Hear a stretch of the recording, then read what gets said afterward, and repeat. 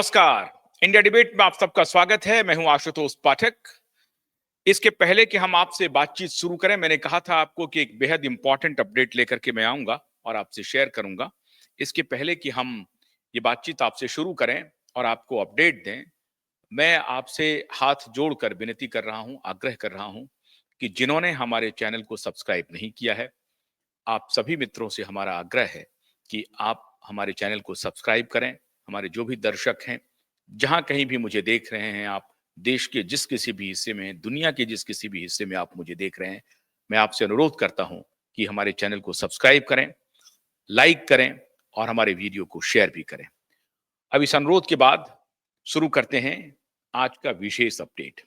खबर आ रही है, बेहद गंभीर और महत्वपूर्ण खबर है और इसलिए हमने ये सोचा कि क्यूवाइब नेटवर्क की तरफ से एसआईटी और सीबीआई को सतर्क रहने की अपील कर दूं और आप दर्शकों की तरफ से, आप दर्शक, एसएसआर वॉरियर, सारे लोग वाया क्यूवाइब नेटवर्क ये अपील करें। आप लोग मेल करें, अपने मैसेज भेजें और सब एसआईटी और सीबीआई तक पहुंचाने की कोशिश करें, क्योंकि एक बेहद चौंकाने वाली खबर आ रही है। इस पर संभवतः सीबीआई को जानकारी जरूर होगी, लेकिन अब सीबीआई इस दिशा में क्या रुख लेती है, यह देखना बहुत जरूरी है। 22 जनवरी और 5 फरवरी की सुनवाई के बाद अब ये तारीख, अगली तारीख मुकर्रर हो चुकी है 27 तारीख की।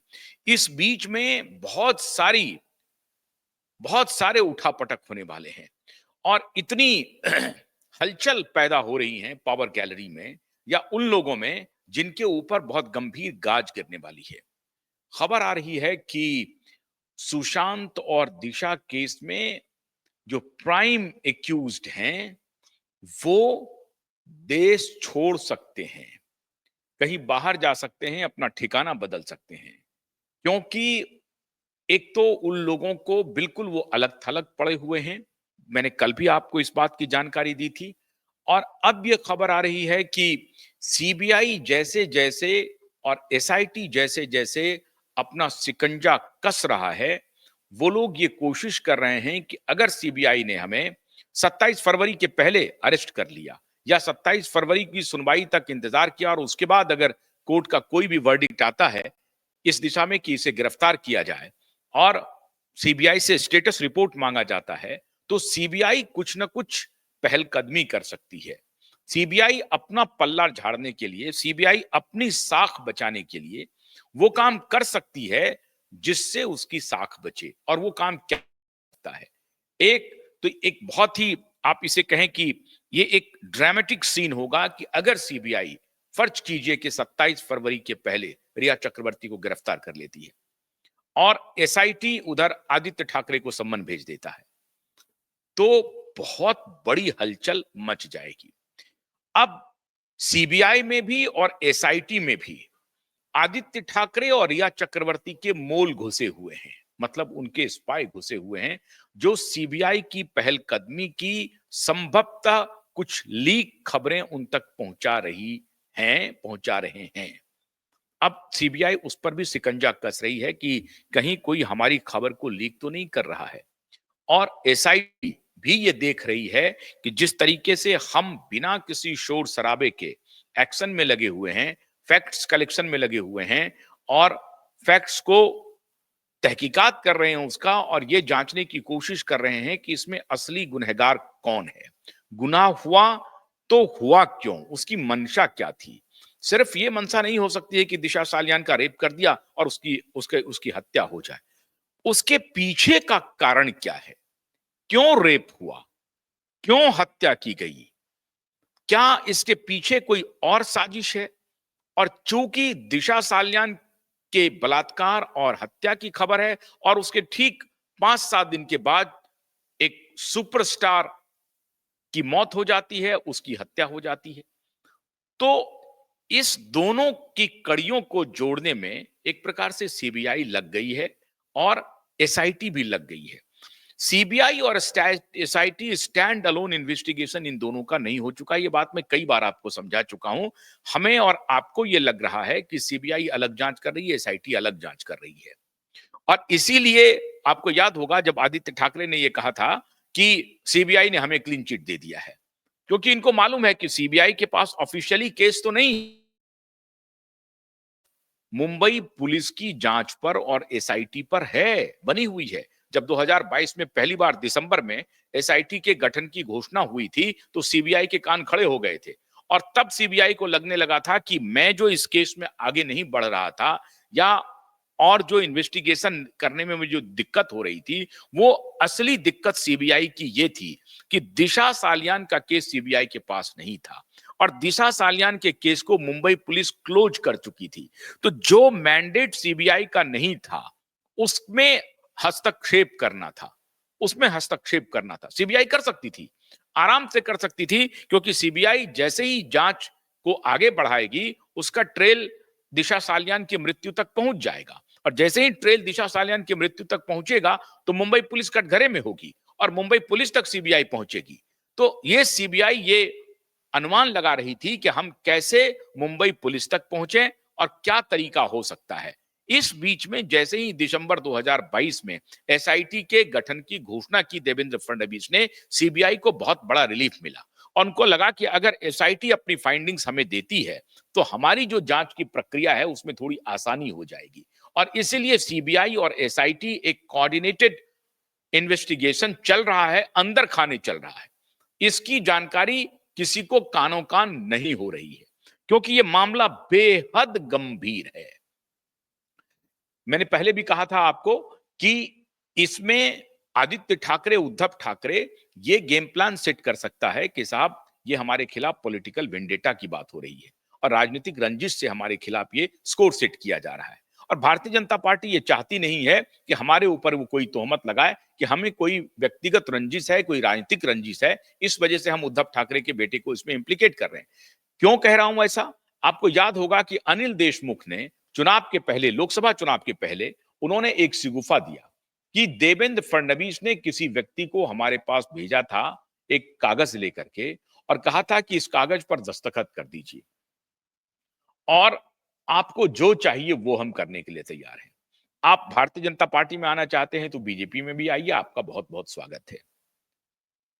ये अनिल देशमुख ने आखिरी चाल चली थी उद्धव ठाकरे के बेटे को बचाने की और देवेंद्र फडणवीस को बदनाम करने की और अपने आका शरद पवार को खुश करने की।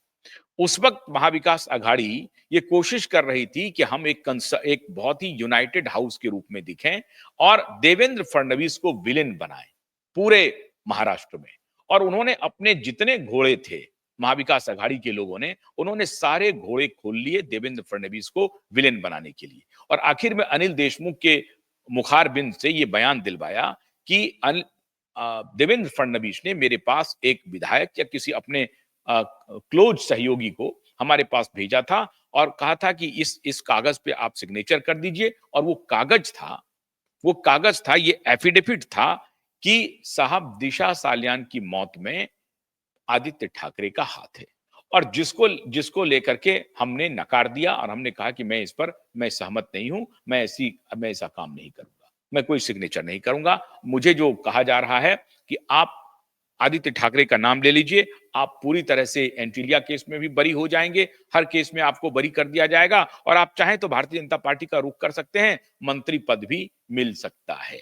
ये लोकसभा चुनाव के पहले अनिल देशमुख ने सिगुफा छोड़ा, जो पूरा का पूरा झूठ निकला, वो सच साबित नहीं हो सका। अनिल देशमुख ने कोशिश की अपने तरीके से देवेंद्र फडणवीस को विलेन बनाने की, वो चल नहीं पाया। लोकसभा में थोड़ी बहुत सफलता मिली उनको, लेकिन इधर से देवेंद्र फडणवीस के पास कोई चारा नहीं था जब साफ साफ अनिल देशमुख ने देवेंद्र फडणवीस के ऊपर एक संगीन आरोप लगा दिया, गंभीर आरोप लगा दिया कि उन्होंने आदित्य ठाकरे को इंप्लीकेट करने के लिए मेरे पास ऑफर किया था। तो देवेंद्र फडणवीस के पास कोई चारा नहीं था और इसलिए देवेंद्र फडणवीस ने तब परमबीर सिंह का सहारा लिया था। और तब परमबीर सिंह देवेंद्र फडणवीस की बचाव में आकर के बोले थे कि साहब अनिल देशमुख जब गृह मंत्री थे तो इनका धंधा सिर्फ एक्सटॉर्शन का होता था और सचिन वाजे का अपॉइंटमेंट जो है इन्हीं सबके दबाव में हमने किया था। और सचिन वाजे जो एंटीलिया केस में पूरी तरह से एक्यूज्ड बना हुआ है, जिन्होंने मनसुख हिरेन की हत्या की है, वो हत्या वाले केस में भी वो इंप्लीकेटेड है ऑलरेडी, सचिन वाजे। तो मनसुख हिरेन जो एक बेचारा जिनका कोई लेना देना नहीं किसी केस से, उनकी सिर्फ गाड़ी थी और गाड़ी को ये करने के लिए उनको रास्ते से ही हटा दिया, इन्वेस्टिगेशन के रास्ते से हटा दिया और उनको घुटने भर पानी में कहा कि इन्होंने सुसाइड कर ली। मतलब सुसाइड से इन लोगों के लिए समझिए कि ऐसा है कि आप किसी को भी सुसाइड बता दीजिए, सब इन्वेस्टिगेशन से बाहर हो जाएगा। तो मनसुख हिरेन वाले मामले में सुसाइड का जो दांव था वो चल नहीं पाया। तो परमबीर सिंह ने काउंटर अटैक किया कि नहीं, ये जो बात कह रहे हैं कि हमारे पास देवेंद्र फडणवीस ने ऑफर किया था आदित्य ठाकरे को फंसाने का, ये बिल्कुल गलत है। और वो गलत इसलिए नहीं कहा कि ये गलत है, उन्होंने भेजा कि नहीं भेजा, इन्होंने काउंटर अटैक कर दिया कि एंटीलिया केस में 100 करोड़ की उगाही का जो मामला था वो बिल्कुल सही है और ये अनिल देशमुख, शरद पवार, उद्धव ठाकरे के कहने पर हुआ था। ये काउंटर अटैक हुआ। मतलब एक ने डिफेम करने की कोशिश की देवेंद्र फडणवीस को, तो देवेंद्र फडणवीस ने खुद से काउंटर अटैक नहीं किया, बल्कि परमबीर सिंह के हवाले से यह काउंटर अटैक करवा दिया कि अनिल देशमुख बतौर गृह मंत्री उद्धव ठाकरे और शरद पवार से सारा आदेश निर्देश लेते थे और उन्हीं के कहने पर यह पैसे की उगाही का खेल चल रहा था, जिसमें 100 करोड़ का टारगेट अकेले मुंबई से रखा गया था। पूरे महाराष्ट्र से उगाही का तो आप कल्पना ही छोड़ दीजिए। पुणे से और नासिक से और नागपुर से कितनी उगाही हो रही होगी, कोल्हापुर सोलापुर से कितनी उगाही हो रही होगी। तो अकेले मुंबई से 100 करोड़ का टारगेट रखा हुआ था। ये अटैक कर दिया परमबीर सिंह ने कि ये पूरा का पूरा टारगेट जो था महाविकास अघाड़ी के जो नेता थे उनके सौजन्य से था और हमें फंसाने की कोशिश की गई थी। हमारा इस इंटीलिया केस में या उगाही वाले केस में हमारा कोई लेना देना नहीं। ये अटैक कर दिया तब के पुलिस कमिश्नर ने, तब के गृह मंत्री पर और तब के मुख्यमंत्री पर और तब के अलाय शरद पवार पर। आप समझ गए? तो इसलिए ये जो अटैक नॉन अटैक का जो खेल चलता रहा, अब इन लोगों को लग रहा है कि साहब ये मामला हाथ से निकल रहा है, अब बचना मुश्किल हो रहा है। तो 27 फरवरी के पहले इन लोगों की कोशिश ये है कि इन सारे मामलों को सेटल कैसे किया जाए। कोशिश ये हो रही है। आदित्य ठाकरे, आज एक मेजर डेवलपमेंट हुआ है, बल्कि कल एक मेजर डेवलपमेंट हुआ है। मनसे के नेता से मुलाकात हुई है देवेंद्र फडणवीस की राज ठाकरे से। राज ठाकरे के पुत्र माही से चुनाव हार गए थे। माही एक विधानसभा कॉन्स्टिट्यूंसी है मुंबई में, माहिम। माहिम से चुनाव हारने के बाद राज ठाकरे बड़े विचलित हैं कि वो चाहते थे अपने बेटा को विधानसभा का एक पद दिलवा देना, एमएलए बनवा देना, वो नहीं बन सके। स्थिति यह हो गई कि अगर राज ठाकरे की पार्टी ठीक से नहीं खड़ी होती या फाइट नहीं करती तो वर्ली से जो आदित्य ठाकरे जीते हैं, आदित्य ठाकरे भी चुनाव हार जाते। तो देवेंद्र फडणवीस को लग रहा है कि राज ठाकरे एक फोर्स है जिसे हम अगर अपनी तरफ जोड़ लें तो ये अपने चचेरे भाई से हिसाब बराबर कर देगा और मेरे समर्थन में आने से जो मुझे कई बार अपने पावर सेंटर को मैनेज करना पड़ता है, खासतौर से एकनाथ शिंदे के बारे में खबर आ रही है कि एकनाथ शिंदे और फडणवीस के बीच में सब कुछ सामान्य नहीं है, थोड़ी बहुत गलतफहमियां हो सकती हैं, लेकिन ऐसा भी नहीं है कि एकनाथ शिंदे और देवेंद्र फडणवीस के बीच में दरारें बढ़ गई हैं। महाविकास अघाड़ी के कुछ दलाल पत्रकार ये कोशिश कर रहे हैं कि इन दोनों के बीच में दरार बढ़ जाए ताकि उद्धव ठाकरे की एंट्री हो जाए, जो होने वाला नहीं है, उस पर विराम लग गया है। कल दो बड़ी घटना हुई है।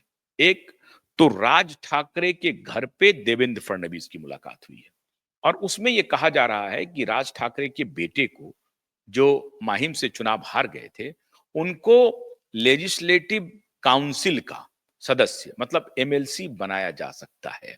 मतलब अगर एमएलए नहीं बने तो एमएलसी बना दो। इस पर बात शायद बनी है और इससे एक होगा क्या कि जो मनसे है उसका समर्थन इनको मुंबई महानगर पालिका के चुनाव में मिलने वाला है। दूसरी बात यह हो रही है कि शिवसेना उद्धव के तीन बड़े नेता क्या, एक तो पीए कहलाते हैं नार्वेकर, मिलिंद नार्वेकर, और दो और नेता, ये दोनों मिले हैं देवेंद्र फडणवीस से, तीन नेता। अब ये तीनों नेता कह रहे थे नहीं नहीं ये तो कटसी मुलाकात है, ये सारे लोग मिलते हैं गेम सेट करने के लिए। सेटिंग गेटिंग करने के लिए। लेकिन मोलम्मा चढ़ाते हैं कि नहीं हम तो गए थे एक कटसी मुलाकात करने के लिए। काहे का कटसी भाई? कौन चीज का कटसी हो रहा है अभी मुख्यमंत्री से? जब दोनों दो क्षेत्र में लगे हुए हो, चुनाव जीत करके आए हो, अपने अपने अपने इलाके की जनता से बात करो। तो कटसी मुलाकात करने यही मिलिंद नार्वेकर है जो पिछले दिनों भारतीय जनता एमएलए की शादी में जब उद्धव ठाकरे आए थे तो देवेंद्र फडणवीस नहीं, भारतीय जनता पार्टी के जयंत पाटिल थे वहां पर मौजूद। तो जयंत पाटिल जो मिनिस्टर हैं, कैबिनेट मिनिस्टर हैं महाराष्ट्र में, तो जयंत पाटिल से जाकर के इन्होंने सवाल किया कि गुरुजी कब हम लोगों का एका होगा? तो जयंत पाटिल ने कहा कि हम तो उस गोल्डन एरा का इंतजार कर रहे हैं। लेकिन गोल्डन एरा का इंतजार कर रहे हैं, ये बयान आया है जब गृह मंत्री ने ऑलरेडी कह दिया है कि दुश्मन को एक मौका दो, दोस्त को दो मौका दो और गद्दार को कोई मौका नहीं दो। उसके बाद ये पाटिल जी का बयान आया है कि हम गोल्डन मोमेंट का इंतजार कर रहे हैं। लगता है इन लोगों को संकेत समझ में आती नहीं है। केंद्रीय गृह मंत्री ने साफ साफ संकेत दे दिया है कि शिवसेना उद्धव गुट से कोई बातचीत नहीं होगी, कोई मिलने जुलने का बात नहीं होगा। वो लाख कोशिश कर लें, हमें उनकी जरूरत नहीं है, क्योंकि उन्होंने पीठ में खंजर भोंका है और गद्दार को कोई मौका हम देने के लिए तैयार नहीं है। लेकिन स्थानीय नेता हॉबनॉबिंग करते रहते हैं, उनके पर्सनल जो रिलेशन है उसकी वजह से। देवेंद्र फडणवीस एक बहुत ही चतुर शातिर पॉलिटिशियन है और वो इतनी आसानी से कोई लूप देते नहीं है। तो उन्होंने एक लूप दे दिया है हल्का सा कि नहीं हमारा तो आपके साथ गुडी गुडी रिलेशन है, आपने तो हमें कहा था कि तुम रहोगे हम रहेंगे, लेकिन हमने आपके खिलाफ कोई उस तरह की टिप्पणी नहीं की थी और हम आपके खिलाफ कोई वेंडेटा पॉलिटिक्स नहीं करना चाहते हैं। इधर सीबीआई एक्टिव है, उधर एसआईटी एक्टिव है, कोर्ट में हियरिंग शुरू हो गई है। तो देवेंद्र फडणवीस बड़ी आसानी से पल्ला झाड़ करके इस पूरे प्रकरण को अदालत और जांच एजेंसी पर फेंक दिया है। उनका कहना है कि यह मामला अदालत का है, यह मामला जांच एजेंसी का है। भारतीय जनता पार्टी अपने तरफ से कोई पॉलिटिकल वेंडेटा निकाल रही है, यह आरोप बिल्कुल निराधार है, गलत है, हमारे ऊपर नहीं लगा सकते हैं। तो जब इधर राज ठाकरे मिल रहे हैं, उधर जो उद्धव के तीनों नेता आए थे उनको कोई विशेष आश्वासन नहीं मिला, वो कोशिश कर रहे थे कि कुछ करने का, खाई बढ़ाने की कोशिश हो रही है एकनाथ शिंदे और देवेंद्र फडणवीस के बीच में। लेकिन ये खाई बढ़ नहीं सकती क्योंकि दोनों की मजबूरी है। भारतीय जनता पार्टी की उस तरह से मजबूरी नहीं है, लेकिन एकनाथ शिंदे की बहुत बड़ी मजबूरी है। अगर एकनाथ शिंदे ने कोई भी गलत चाल चला तो वहां सारे दुश्मन उनके खिलाफ बैठे हैं। एक तरफ तो उद्धव ठाकरे उनके दुश्मन बैठे हुए हैं, दूसरी तरफ अजित पवार उनके दोस्त नहीं है, ध्यान रहे। अजित पवार भी दोस्त नहीं है क्योंकि उनको भी कसक है, मैं मुख्यमंत्री बनते बनते रह गया था और ये कहां से न 3 में न 13 में ये कहीं से तोड़ के आ गए, मुख्यमंत्री बन गए। तो मुख्यमंत्री की कुर्सी का जो लोभ है, जो लालच है, वहां के नेताओं को मन से जाने नहीं देता है। तो अजित पवार भी दुश्मनी ठान के बैठे हैं, ऊपर ऊपर से दोस्ती दिखा रहे हैं। एकनाथ शिंदे के अजित पवार दोस्त बन जाएंगे क्योंकि दोनों मराठा नेता हैं। मराठा में शक्ति प्रदर्शन की जब भी बात आएगी तो मराठा के जो मराठा कुनबा है उस पर अजित पवार और शरद पवार एक एक नेचुरल ये हो जाते हैं, क्लेमेंट हो जाते हैं। तो नेचुरल क्लेमेंसी उनकी जो बनी हुई है, उनको एकनाथ शिंदे जो है सो चुनौती दे रहे हैं, मराठा नेता के रूप में इमर्ज कर रहे हैं। शुरू में भारतीय जनता पार्टी ने एकनाथ शिंदे का भरपूर प्रयोग किया। अब ये खबर आ रही है कि एकनाथ शिंदे को मन में एक मलाल है और वो मलाल ये है कि साहब हमको प्रधानमंत्री जी ने कमिट किया था कि हम मुख्यमंत्री बने रहेंगे और हम इस आधार पर अपनी पार्टी को धोखा देकर के हम आए। धोखा ही कहा जाएगा, जब आप पार्टी तोड़ते हैं तो आप कितना भी कर लें, लेकिन आपको एक उस नजर से लोग देखा करेंगे कि आपने पार्टी को तोड़ा है, अपने नेता को धोखा दिया है। हालांकि धोखा देने के आधार बिल्कुल सही है। एकनाथ शिंदे कह रहे हैं कि हम विचार से बंधे हुए थे, व्यक्ति से बंधे हुए नहीं थे। विचार को व्यक्ति बढ़ा रहा था और जब व्यक्ति ने विचार को छोड़ दिया तो हमने उस व्यक्ति को छोड़ना उचित समझा, विचार को छोड़ना उचित नहीं समझा। विचार क्या थी साहब? सनातन को छोड़ करके एकदम से उल्टा विचार वालों के साथ उन्होंने जाकर के साठगांठ कर लिया। ये एकनाथ शिंदे को कबूल नहीं हुआ। ये उनकी पॉलिटिकल पोस्चरिंग है।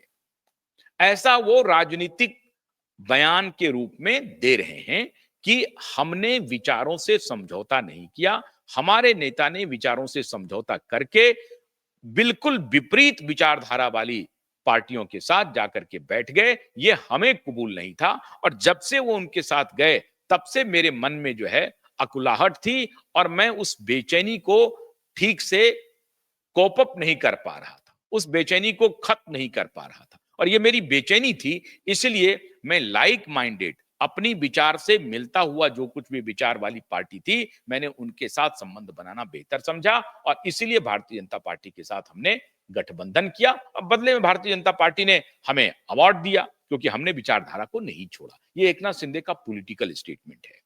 सच्चाई ये है कि उधर शरद पवार भी खटक रहे हैं एकनाथ शिंदे को और उद्धव ठाकरे भी खटक रहे हैं। दोनों दोनों बराबर के दुश्मन हैं।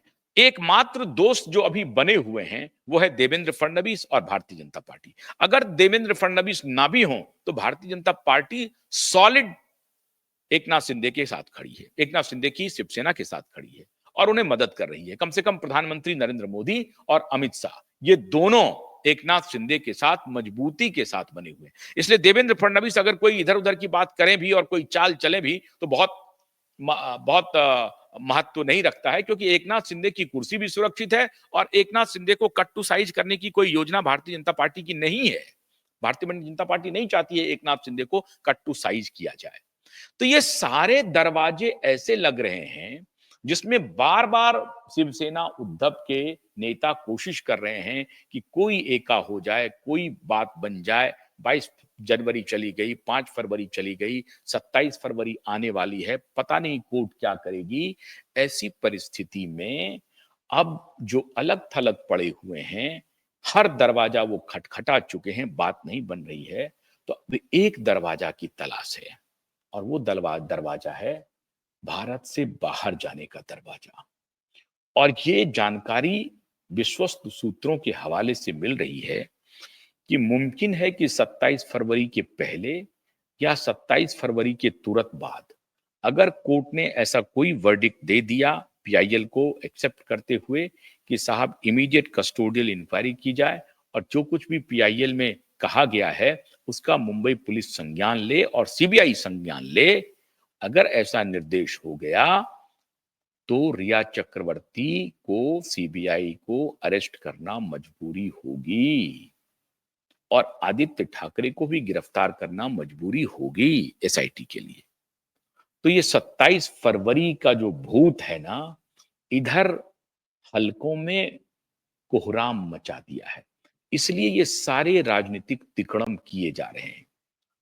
कई बार ये अपनी हर लड़ाई में ये अपमानित हो रहे हैं, हर बार ये अपमानित हो रहे हैं, बार बार कोशिश कर रहे हैं।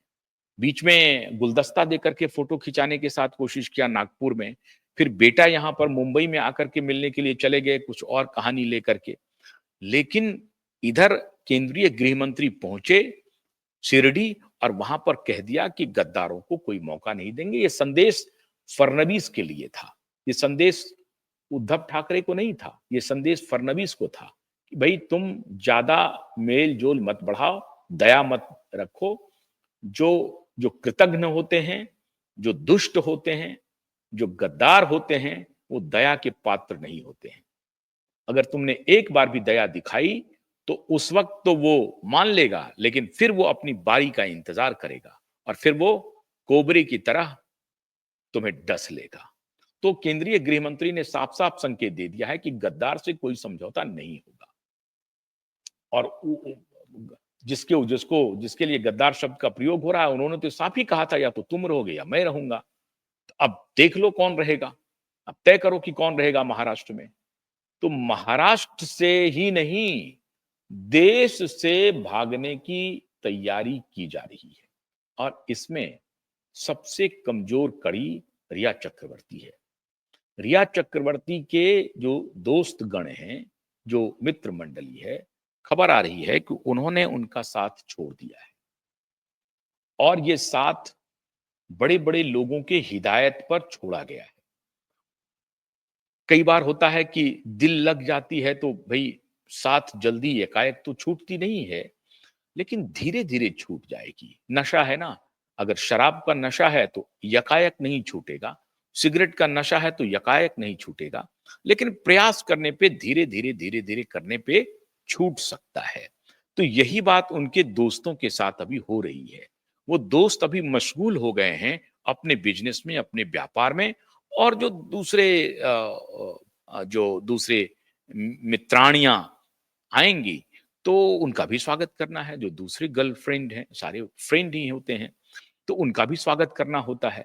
तो उस तरफ भी उनका कुछ मिजाज जा रहा है। असल में ऐसी दोस्ती की जो लाइफ होती है वो 12-14 महीने बहुत हो गया, या 24 महीने। आपको याद होगा माननीय रिया जी के पॉडकास्ट में सुष्मिता जी कह रही हैं कि मेरा बहुत ही लंबा रिलेशन रहा था। लंबा रिलेशन कितने दिन का रहा था? तो वो 2 साल का रहा। और बहुत लंबा रिलेशन रहा उनके साथ। कितने साल का रहा? तो 4 साल का रहा। तो 2 साल 4 साल बहुत है। फिल्मी दुनिया का जो रिलेशन होता है, उसकी जो बहुत जो लंबी आयु, ये लोग कामना भी जो करते हैं, पूजा पाठ में भी ईश्वर से मांगते होंगे कि मेरे रिलेशनशिप को लंबी आयु दें। तो कितने दिन की दें?